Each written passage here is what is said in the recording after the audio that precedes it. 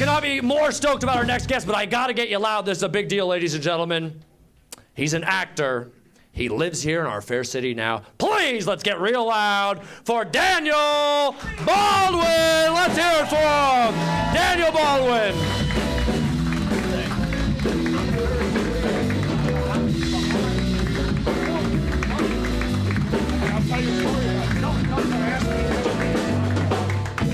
I was just saying, Daniel Baldwin, one more time. Come on, folks. Hollywood royalty. You are American royalty. We don't have a king. We don't have a queen. We have Baldwins.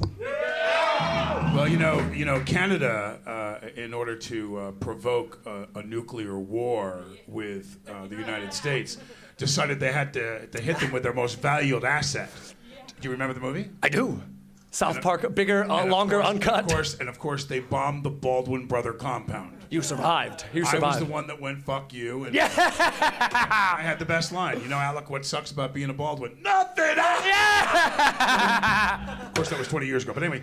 That's right. When cartoons were invented, I just told you, it was very surreal to be doing the show, and it was, a guest would be looking over my shoulder, and there's me and then Daniel Baldwin. You said you have a story about something that's surreal. I do. Well, first I have to say, being in the audience and being able to see the show, because I have not seen the show before, and so be able to see what's going on. I have to say that, right off the top, I was very, very excited because I thought it was going to be a proctology exam. When you open up with a woman up here in a skirt and say, let's start with 2 fingers. Oh! Hey, baby! Tom, come on, baby. I'm in! But then you took it further. You said, give her 3 more fingers. Listen, it was working. It was working. So anyway, what it reminded me of is a great Frank Sinatra story. Rickles, Don Rickles, opened for Sinatra and the Rat Pack for many, many years. And so... and they carouse together and so on. So he goes backstage at the end of like a Friday night show and he said, Frank, I've paid for a front table for tomorrow night show. He goes, Don, you're not working tomorrow. He goes, but Frank, listen, I got a date with Connie.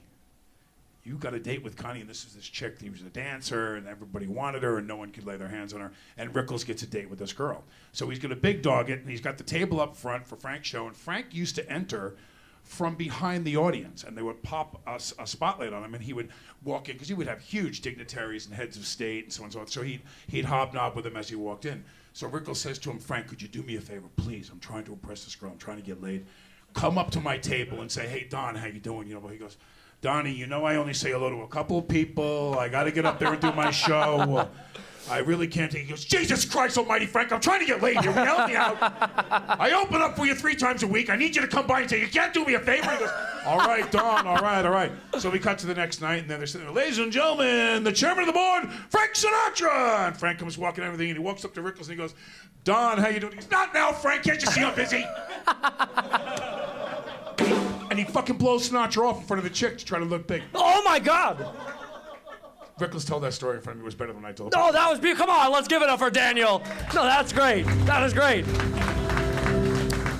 You're a showbiz family. How many brothers do you have?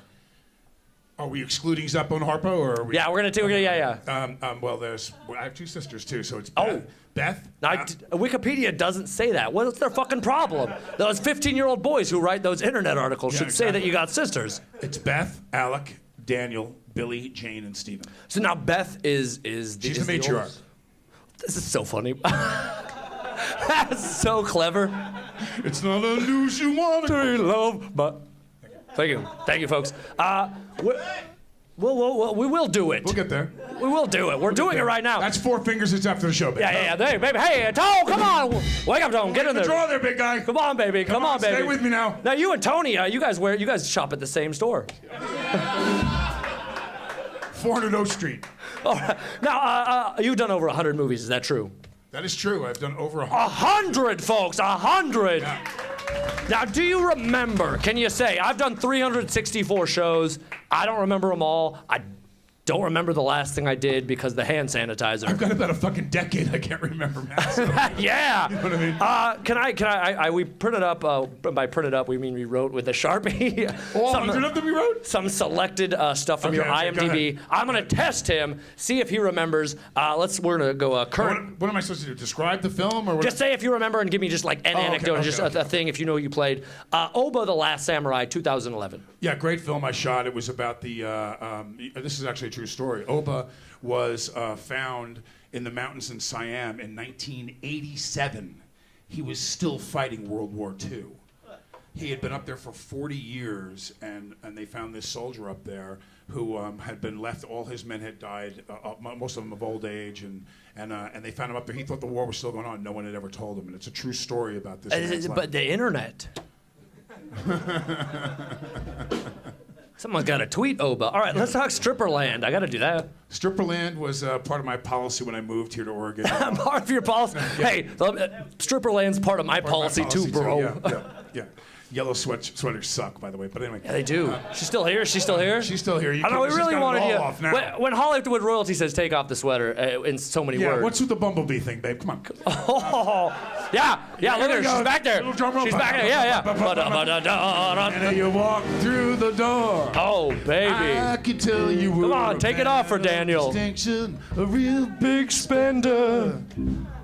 Hey, oh, there it is. Hey, big spender!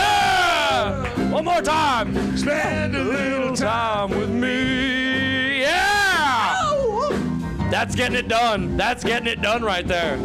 That's Stripperland. We'll move on. So Stripperland was it was a film that was being shot here in Oregon. I've done in 3 years, I've done about 6 movies for filmmakers that probably would not have had the money to get somebody to come on and do a role. And so when this guy came to me, Sean Skelding, and he said, I want you to do something in my movie, I went, as long as it's something I've never done before. So I'm going through the script, and I went, I'll play the rapper as long as I can write my own rap song and I can rap in the movie.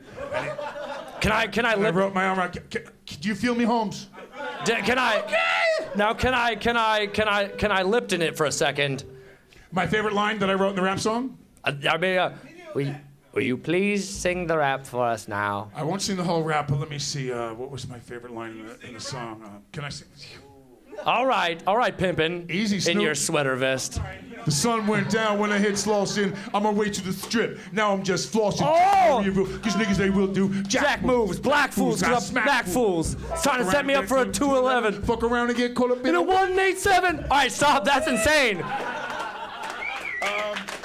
With the fucking, that's funny. That's funny. The next line is, bodies being found on Greenleaf with the fucking heads cut off. Motherfucker, I'm Dre. Now I gotta tell you, listen to the play by play, day by day. Rolling in my four with 16 switches. I got sounds for the bitches. Copping all the riches. Got the hollow points for the snitches.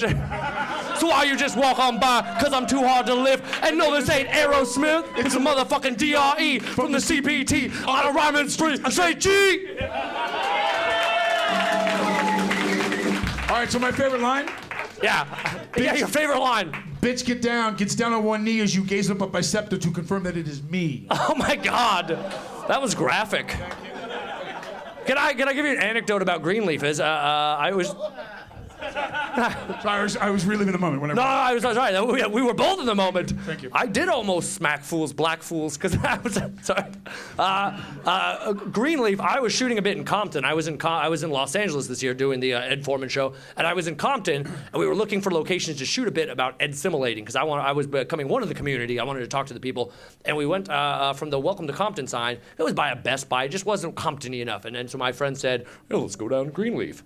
Well, we did that, and we went by this liquor store and hung out with the people, and it was great. The next day, I realized that Greenleaf, of course, at the time I didn't know it, was bodies being found on Greenleaf with their fucking heads cut off. Motherfucker, that was Ed Forman almost. God damn it. That shit I almost died. That was the point I'm getting at. I'm still scared. You went a real long way to come there, babe. I did, babe. Yeah. Let's talk about Anonymous Rex. Let's talk about Anonymous Rex. Anonymous Rex, I played a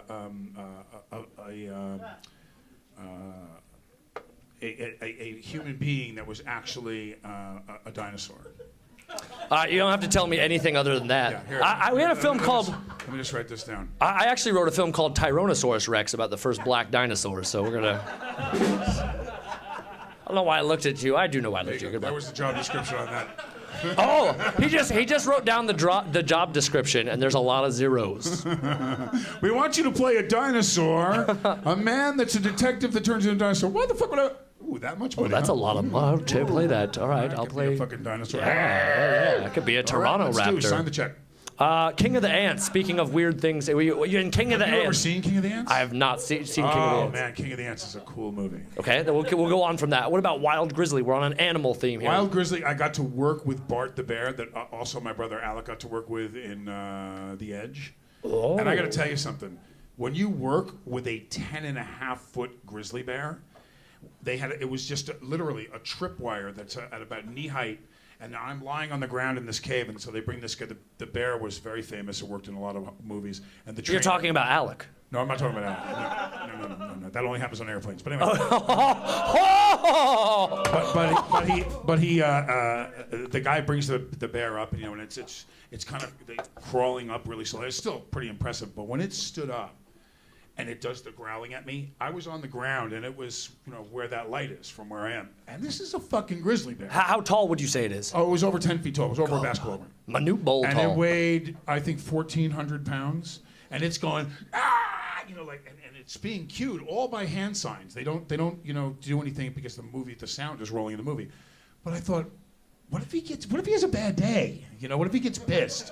What if he doesn't like something, that I did or smell like or whatever? I mean, it scared the shit out of me.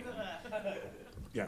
And okay, let's talk about Twisted Desire. Uh-oh, did we get you on one? No, Twisted Desire was wait, don't tell me. I can't. I don't know. She played Sabrina the Teenage Witch. Clarissa. Melissa Joan Hart. It's Clarissa's her name. Yeah, and I played her father. It was based on the Romeo and Juliet murders, which took place in North Carolina, where this girl seduced this older boy to come and murder her parents. And I was the father who gets waxed. Wow, my God. Come on, baby, bring it. All right, I'm bringing it. We're going to keep it. Bodily harm, similar to Twisted Desire. Do you remember that one? What's the name of your character in that one? I have no idea. But I will tell you this, the part I remember most about it was my co-star was Linda Fiorentino. Oh, my God. She's the... No. Keep it. No. Yeah. No one goes limp for Linda Fiorentino. Nobody. Oh. Nobody puts baby in the corner. Nobody does. Speaking of people in the corner or them putting you there, Attack of the 50-Foot Woman. Daryl Hannah was the famous Christopher Guest directed. And, that's right. And it was the famous cult 50s film that they did a remake of, and they wouldn't see me for the movie. They wanted so much bigger name and everything. I went, hang on a second. I'm a huge fan, so I literally pulled, the Catwoman move. I showed up at the audition, and I just said, look, you got to see me in this role. And I read it. And I heard Daryl Hannah did the same thing, except she was trying to be on a different set. Yeah, exactly. Let's talk about Harley Davidson and the Marlboro Man, 1991. Yeah, man. Mickey Rourke, Don Johnson. Whoa, baby! Oh my God, say those names again. Mickey Rourke, Don Johnson. Ladies, great. Thank you. So they let the middle school bus. They just pedal them in here I don't know from the Boys and Girls Club. I don't know. I'm tweeting. I don't give a shit. Who's the guy? What's the guy with the pants and the white pants past Labor Day?